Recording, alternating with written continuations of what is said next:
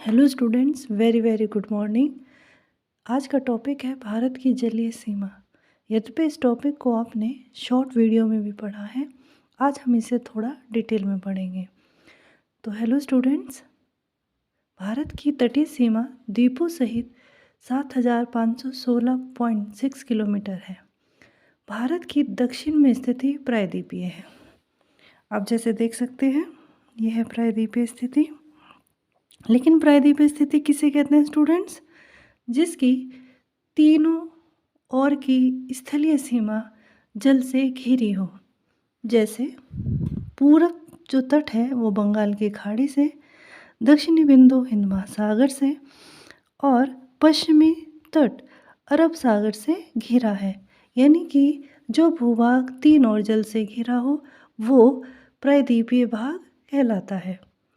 इस तटीय सीमा से भारत के 9 राज्यों की सीमा लगती है। 5 राज्य पश्चिमी तट के गुजरात, महाराष्ट्र, केरल, कर्नाटक, गोवा और 4 राज्य हमारे लगते हैं पूर्वी तट के तमिलनाडु, TN, आंध्र प्रदेश, उड़ीसा और पश्चिम बंगाल। तो ये तो रही एक इम्पोर्टेंट क्वेश्चन है कि संख्या भी पूछ ली जाती है और ये भी पूछ लिया जाता है कि पूर्वी तट पर कौन से देश, कौन से राज्य हैं और पश्चिमी तट पर कौन से राज्य हैं। और स्टूडेंट्स, आप वीडियो पॉज करके इसका नोट्स भी बना सकते हैं कि जो तटों की लंबाई है वो यहाँ पर क्रम से लिखी गई है। ये तटों की लंबाई सबसे बड़ी, उससे छोटी यानी ये गुजरात, आंध्र प्रदेश, तमिलनाडु, और अगर आपसे सबसे छोटी पूछ लें तो गोवा, फिर पश्चिम बंगाल, फिर कर्नाटक।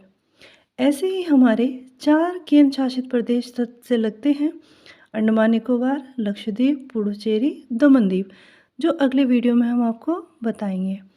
और इसमें सबसे लंबी तटीय रेखा अंडमान निकोबार द्वीप समूह की है। लेकिन स्टूडेंट्स, एक बात आप ध्यान रखिए, अगर क्वेश्चन राज्य और केंद्र शासित प्रदेश सहित पूछ ले कि किस की सीमा सबसे लंबी है तो आपका आंसर अंडमान निकोबार होगा। और क्योंकि ये राज्य और केंद्र शासित प्रदेश दोनों को मिलाकर सबसे लंबी तटीय रेखा बनाता है। और अगर वो केवल केंद्र शासित प्रदेश की पूछे तब भी अंडमान निकोबार है, और अगर वो आपसे गुजरात की पूछे तब भी, अगर वो आपसे राज्य की पूछे तो आपका आंसर गुजरात है। अब हमारा एक छोटा सा एक अगला जो टॉपिक है वो है भारतीय समुद्री सीमा को अंतर्राष्ट्रीय समुद्री संगठन ने 3 भागों में बांटा है। स्टूडेंट्स, पहला है प्रायद्वीपीय जल सीमा, संलग्न क्षेत्र और अन्य आर्थिक क्षेत्र। इसे थोड़ा सा हम जान लेते हैं। क्वेश्चन की दृष्टि से इससे फैक्चुअल क्वेश्चन आपके पेपर में आता है। पहला है प्रादेशिक क्षेत्र, यानी कि यह है आधार रेखा से जो भारत की टेढ़ी मेढ़ी रेखा है, ये किसी भी देश की टेढ़ी मेढ़ी रेखा है, ये इसे बिल्कुल एक सार करता है। टेढ़ी मेढ़ी रेखा को वो हमारी आधार रेखा कहलाती है और इसे 12 समुद्री मील की दूरी में रखा गया है। यानी कि स्थलीय भाग एवं आधार रेखा के मध्य स्थित सागरीय जल आंतरिक जल कहलाता है। ये चित्र के माध्यम से स्पष्ट किया है। दूसरा है संलग्न क्षेत्र या अवांछित मंडल। संलग्न क्षेत्र की दूरी आधार रेखा से, देखिए, आधार रेखा से 24 मील है। इस क्षेत्र में भारत को सीमा शुल्क वसूलने का और उसके वित्तीय अधिकार मिले हुए हैं। ये देखिए, आधार रेखा से ये यहाँ तक का क्षेत्र संलग्न क्षेत्र है। और थर्ड पॉइंट जो है वो है अन्य आर्थिक क्षेत्र, EEZ। इसे आप EEZ भी कह सकते हैं। यह आधार रेखा से 200 मील समुद्र तक है।